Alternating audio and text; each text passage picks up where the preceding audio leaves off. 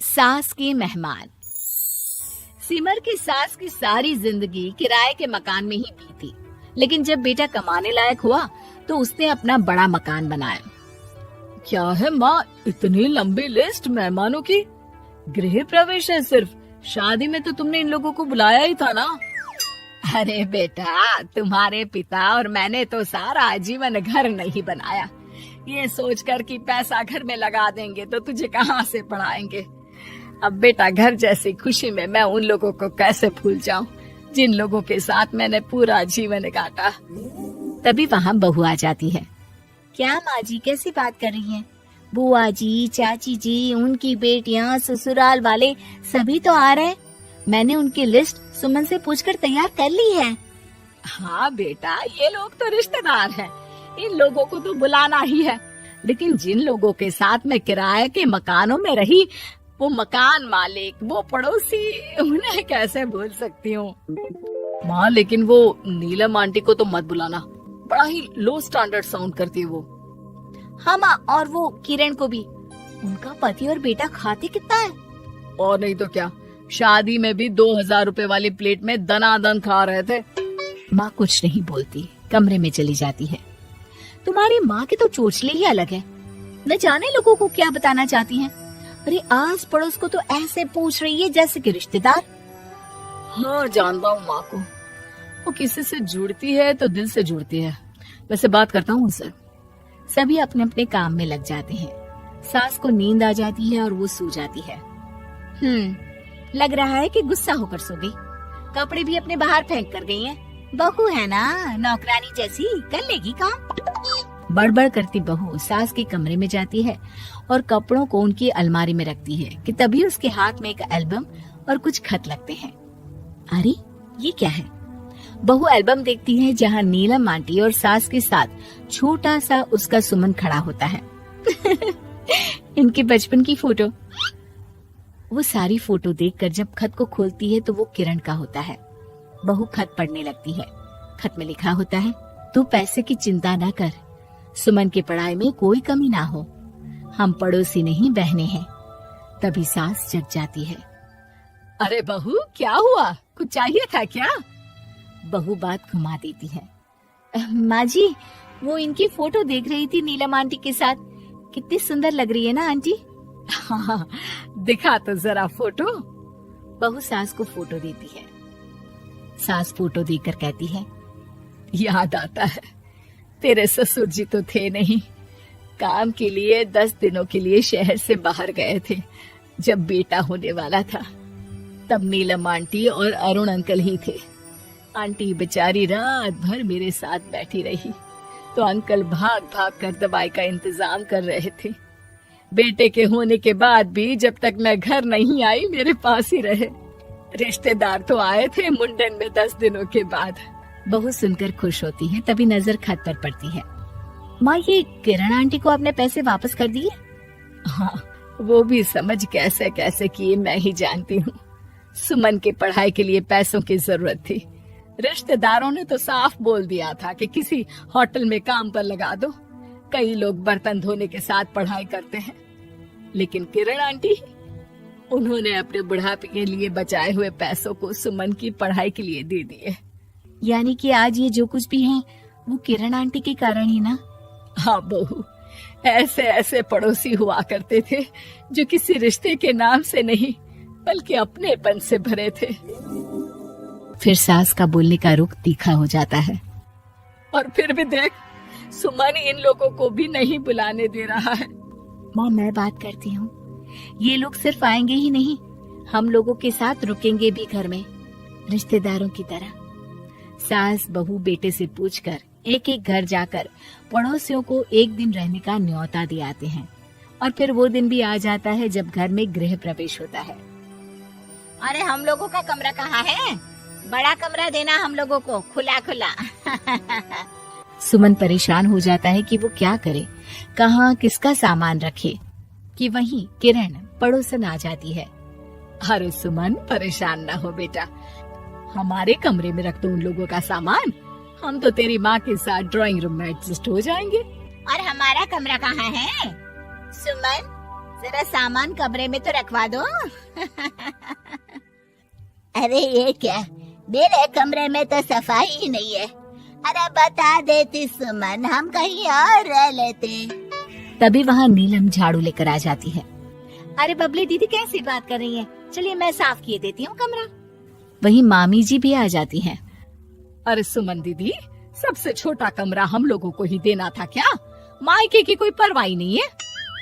वो मामी जी, किरण आंटी और नीलम आंटी की फैमिली एक ही कमरे में है ना, तो इसलिए आप और मामा दो ही तो लोग हैं। तो मामी तो बहू के मुंह से ये बात सुनकर गुस्से से लाल पीली हो जाती है। अरे वाह जी वाह, बहू की जुबान तो देखो कितना बोल रही है। इतना बोलने वाली बहुएं भी होती है क्या? अरे रहने दो, जब मेरी बहन ने ही मेरे बारे में नहीं सोचा तो किसी और से क्या उम्मीद करें। दोनों सामान पैक करके घर से निकल ही रहे होते हैं कि नीलम आ जाती है।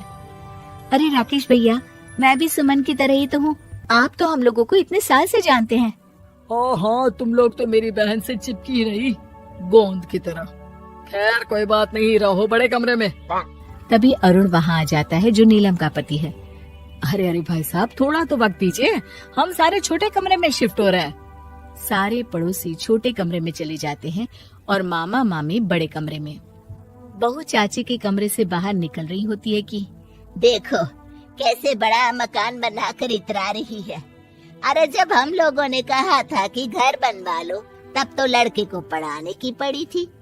इतना पैसा रखी थी, महंगे कॉलेज में पढ़ाया, तब बात मानी होती तो सस्ते में मकान बन जाता। बहू आगे जाती है जहाँ दोनों पड़ोसन भी आपस में बात कर रही थी। मानना पड़ेगा सुमन को, बहुत ही समझदारी के साथ चली।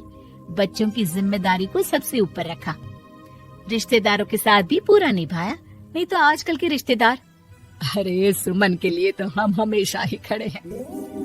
बहू तभी मामी के पास जाती है, जहाँ वो मामा से कह रही होती है, बस अब आ गए इसके घर। अब तो ये रो रो कर भी बुलाएगी तो मैं ना आऊं। कैसे कमरे में रखा हम लोगों को। सुमन भी ना किसी काम की नहीं है। बहू सभी को देख समझ रही थी।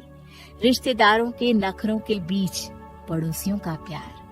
वो देखकर समझ जाती है कि सास के असली मेहमान कौन है। शहर की लुगाई गांव को आई। मधु शहर में रहने वाली पढ़ी लिखी मॉडर्न लड़की है। वो और पवन साथ कॉलेज में पढ़ते थे। धीरे धीरे उन दोनों में प्यार हो गया। पर पवन गांव में रहने वाला एक साधारण सा लड़का है। मधु के पिता हमेशा उसे ये बात कहकर ताना देते हैं, तुम वहां गांव में कैसे एडजस्ट करोगी? शादी करके तुम गांव तो चली जाओगी, पर अपनी सारी मॉडर्न सोच और चीजें यहाँ शहर में ही रख कर जाना। ये सुनकर मधु को बहुत गुस्सा आता है। तो क्या हुआ अगर वो लोग गांव के हैं? मैं वहां जाकर उस घर को बिल्कुल शहर की तरह बना दूंगी। शाम होते ही मधु पवन को वीडियो कॉल करती है। अच्छा हुआ तुमने वीडियो कॉल कर लिया। हाँ, मैं तुम्हें आज अपनी माँ से मिलाता हूँ। अरे बिट्टू, क्या कर रहा है? ये क्या है? दूर करना इस टुनटुने को। जाने कौन दिख रहा है इसमें तो। अरे माँ, आपकी बहू का वीडियो कॉल है।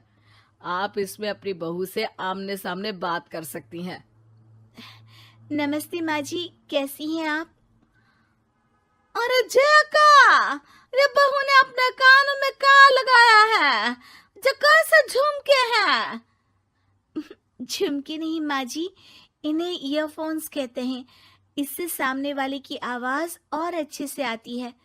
मैं आपको भी ला कर दूंगी। अरे नहीं नहीं, हमें नहीं ना चाहिए, हमारे कान बिल्कुल ठीक है। हाँ। माँ जी की ये बातें सुनकर मधु को अपने पिता की बातें याद आ जाती है और वो उसी वक्त ये ठान लेती है कि वो अपने ससुराल को एकदम मॉडर्न ससुराल बनाकर रहेगी। कुछ दिन बीत जाते हैं। पवन और मधु की शादी हो चुकी है। आज मधु का अपने ससुराल में पहला दिन है। माँ जी, मैं आपके लिए एक तोहफा लाई हूँ। और इतना बड़ा तोहफा?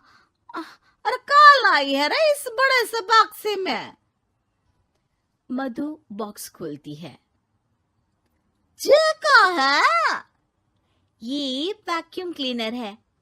मैंने आपको झाड़ू लगाते हुए देखा तो सोचा अब आपका काम आसान हो जाएगा।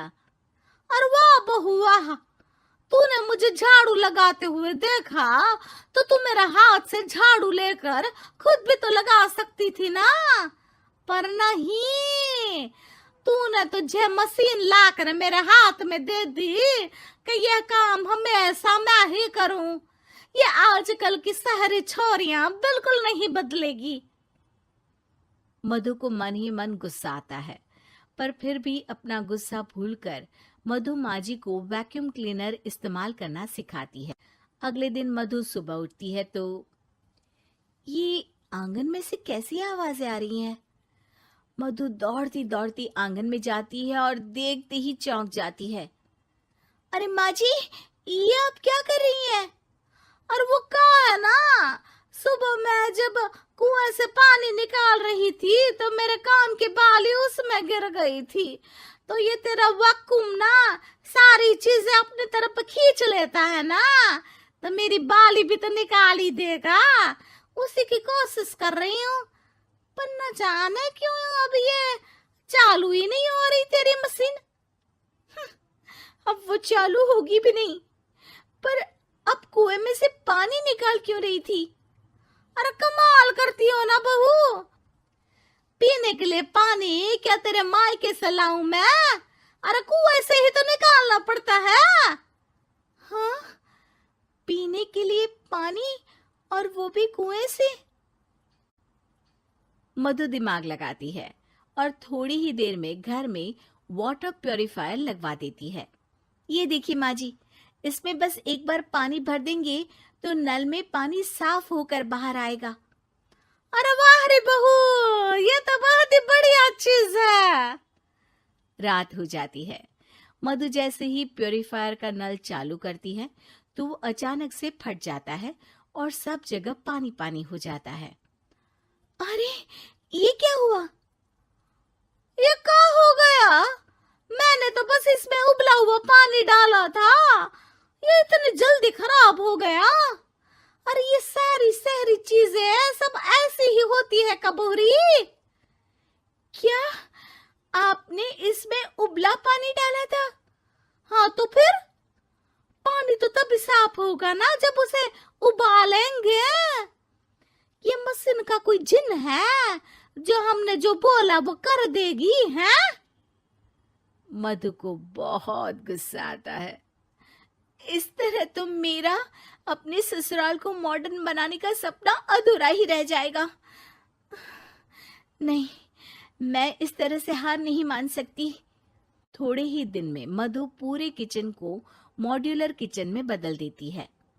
अरे वाह बहू वाह, इतनी सारी अलमारियां। माँ जी मॉड्यूलर किचन देखकर बहुत उत्सुक हो जाती है। ये बक्सा का है?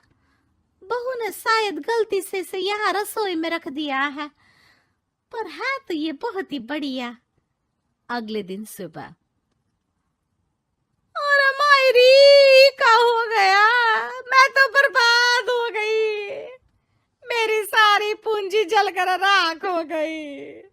हे राम, अब मैं क्या करूं? माँ जी की रोने की आवाज सुनकर मधु दौड़ी दौड़ी किचन में आती है और इतना धुआं देखकर घबरा जाती है।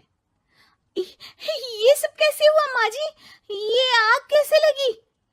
ये सब तेरा इस मॉड्यूलर किचन की वजह से हुआ है, और ऊपर से तूने तिजोरी जो रसोई में रख दी थी, मैंने जैसे ही अपने गहने और पैसे इसमें रखे और बाहर से इस ताले को घुमाया, ये तो 5 मिनट में ही आग बबूला होकर फट गया। अरे माँ जी, ये तिजोरी नहीं है, ये तो माइक्रोवेव है। इसमें गहने नहीं रखते, खाना गर्म करने के लिए होता है ये।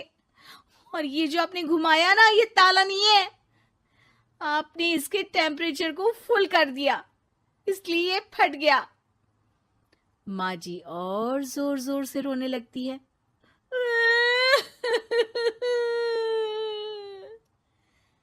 मधु सर पीट लेती है और कसम खाती है कि अब ससुराल को मॉडर्न बनाने की कोई कोशिश नहीं करेगी।